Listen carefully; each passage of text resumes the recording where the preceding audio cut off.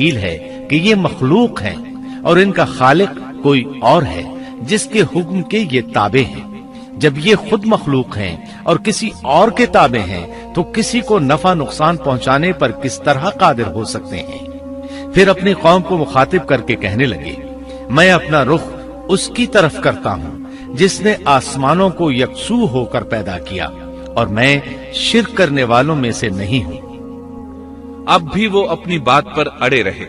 تب آپ نے فرمایا، تم مجھ سے اللہ کے بارے میں جھگڑ رہے ہو، مجھے تو اللہ راہ دکھا چکا ہے اور اس نے مجھے دلیل عطا فرمائی ہے۔ میں یقیناً جانتا ہوں کہ تمہارے تمام معبود بے بس اور بے طاقت ہیں۔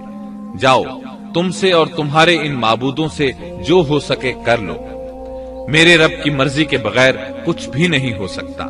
میرے رب نے ہر چیز کے علم کو اپنے گھیرے میں لے رکھا ہے۔ کیا پھر بھی تم نصیحت حاصل نہیں کرو گے؟ اور میں تمہارے معبودوں سے خوف کیوں کھاؤں؟ تم اللہ سے نہیں ڈرتے؟ ان کو اللہ کا شریک ٹھہرا رہے ہو۔ اللہ نے اس کی کوئی دلیل نازل نہیں کی۔ اگر تم میں صحیح علم ہے تو تم ہی بتلا دو کہ ہم دونوں جماعتوں میں سے امن کا زیادہ حقدار کون ہے۔ امن انہی کے لیے ہے جو ایمان لانے کے بعد دین کو شرک سے خلط ملط نہیں کرتے۔ حقیقت میں ہدایت یافتہ وہی لوگ ہیں۔ یہی ہمارے وہ دلائل تھے جو ہم نے ابراہیم علیہ السلام کو ان کی قوم کے مقابلے میں عطا کیے تھے، اور ہم جسے چاہیں مرتبے میں بڑھا دیں۔ بے شک تیرا رب بڑی حکمت والا ہے۔ ان لوگوں نے پھر بھی کفر ہی کیا، کوئی بھی ایمان نہ لایا۔ چنانچہ ابراہیم علیہ السلام نے ایک بار پھر ہجرت کی اور مصر جا پہنچے۔ مصر کے بادشاہ کو خبر ملی کہ ایک شخص ہجرت کر کے آیا ہے اور اس کے ساتھ ایک عورت ہے، وہ بہت زیادہ حسین و جمیل ہے۔ چنانچہ اس ظالم نے اپنے کارندوں کو بھیجا کہ اس عورت کو میرے پاس لے آؤ، ساتھ ہی اس سے پوچھنا کہ تمہارے ساتھ جو آدمی ہے وہ کون ہے، اگر وہ اس کا خاوند ہو تو اسے قتل کر دینا۔ ادھر بادشاہ نے اپنے کارندوں کو حکم دیا، ادھر اللہ نے ابراہیم علیہ السلام کی طرف وحی بھیج دی۔ انہوں نے سارہ علیہ السلام سے کہا، اگر وہ تجھ سے میرے بارے میں پوچھیں تو بتا دینا تم میری بہن ہو۔ پھر سارہ سے بولے، اے سارہ، روئے زمین پر میرے اور تیرے سوا کوئی مومن نہیں، یعنی یہ کافروں کی سرزمین ہے، یہاں کوئی مومن نہیں، اس لحاظ سے تم میری دینی بہن ہو۔ پھر بادشاہ نے ابراہیم علیہ السلام کو پیش کرنے کا حکم دیا۔ اس نے آپ سے پوچھا، یہ عورت کون ہے؟ آپ نے فرمایا، یہ میری بہن ہے۔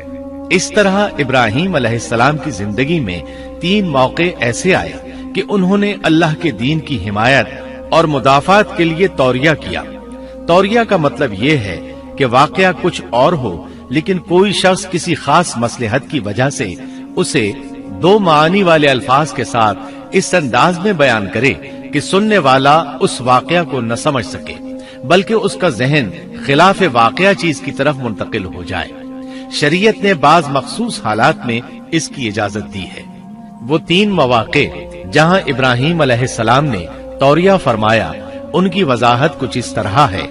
ایک یہ کہ آپ نے میلے پر نہ جانے کی غرض سے ان لوگوں سے کہا تھا کہ میں بیمار ہوں۔ دوسرے موقع پر یہ فرمایا تھا، یہ کام اس بڑے سردار بت کا ہے۔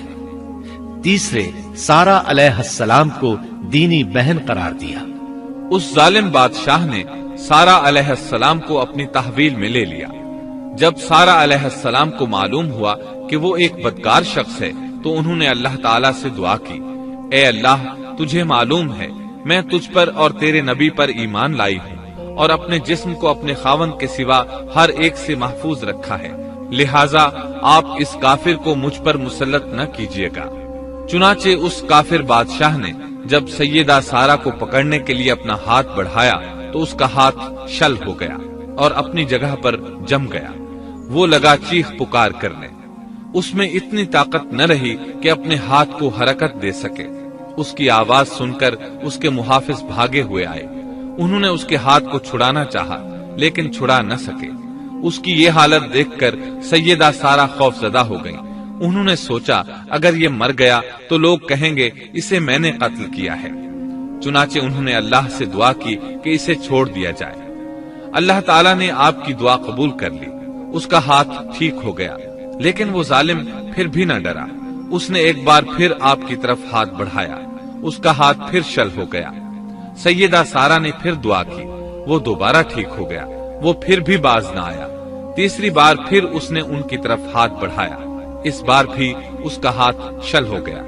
اب وہ سیدہ سارہ علیہ السلام سے کہنے لگا، اب کی بار اگر تو مجھے اس مصیبت سے نجات دلائے گی تو میں تجھے چھوڑ دوں گا اور کبھی تیرے آڑے نہیں آؤں گا۔ چنانچہ سیدہ سارہ علیہ السلام نے اللہ تعالی سے دعا کی، وہ ٹھیک ہو گیا۔ تب اس نے اپنے کارندوں کو آواز دی اور ان سے بولا، تم میرے پاس کسی انسان کو نہیں بلکہ سرکش جن کو لائے ہو۔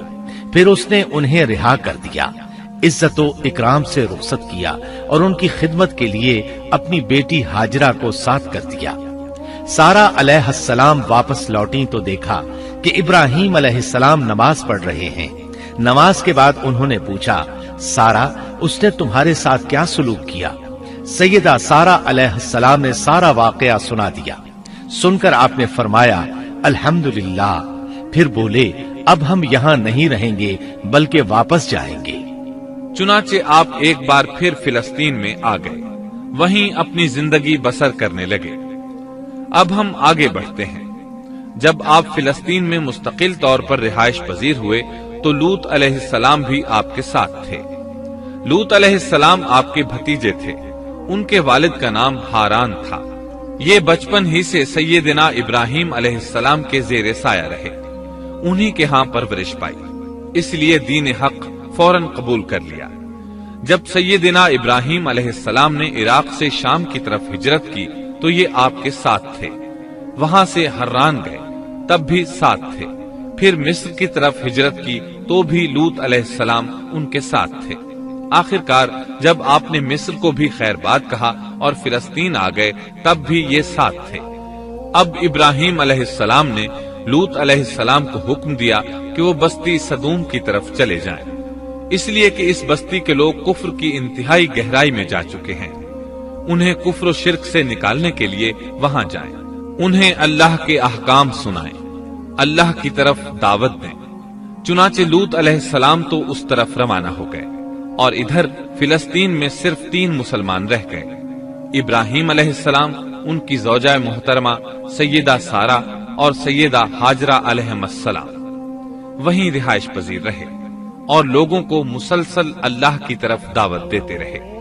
یہاں یہ بے شمار مال و دولت کے بھی مالک بن گئے۔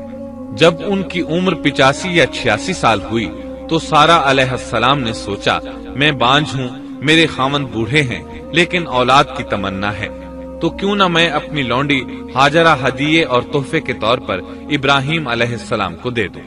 چنانچہ ہاجرہ ابراہیم علیہ السلام کو مل گئیں، انہوں نے ان سے شادی کر لی۔ اللہ رب العزت نے جلد ہی ان کے پتن سے آپ کو اسماعیل علیہ السلام عطا فرمائے۔ ہاجرہ علیہ السلام کے ماں بننے پر اور ان کی اولاد کو دیکھ کر سیدہ سارہ علیہ السلام کو فطری طور پر غیرت کا احساس ہوا۔ اللہ کی قدرت دیکھیے، خود ہی انہیں ہاجرہ کو تحفے میں دیا تاکہ اولاد حاصل ہو، اور جب وہ ماں بن گئیں تو اب غیرت محسوس کر رہی ہیں۔ اپنی اس کیفیت سے مجبور ہو کر سیدہ سارہ نے ابراہیم علیہ السلام سے کہا، آپ مجھے اس کے ساتھ ایک جگہ پر نہ رکھیں۔ مورخین اور سیرت نگار لکھتے ہیں کہ ہاجرہ علیہ السلام ایک نطاق پہنا کرتی تھی، یعنی وہ جسم کے درمیان ایک لمبا کپڑا لٹکا لیتی تھی تاکہ وہ کپڑا گھسٹ گھسٹ کر قدموں کے نشانات مٹا دے اور سارہ کو نظر نہ آئے، کیونکہ سارہ غیرت کی حد کو پہنچ چکی تھی۔ ابراہیم علیہ السلام نے جب سارہ علیہ السلام کے اندر غیرت کے آثار دیکھے تو ہاجرہ کو ان کی نگاہوں سے دور کر دیا۔ ادھر اللہ کا حکم بھی نازل ہو گیا کہ اپنی بیوی ہاجرہ اور دودھ پیتے بچے اسماعیل کو ساتھ لے لیں اور مکہ کی طرف رخ کر لیں۔ ابراہیم علیہ السلام مکہ کی طرف روانہ ہوئے، یہاں تک کہ مکہ پہنچ گئے۔ یہ جگہ اس وقت بالکل ویران اور بے آباد تھی، نہ کوئی انسان تھا، نہ پانی، نہ نباتات کے آثار تھے، غرض کوئی چیز نظر نہیں آتی تھی، بس پہاڑوں کے درمیان ایک بے آب و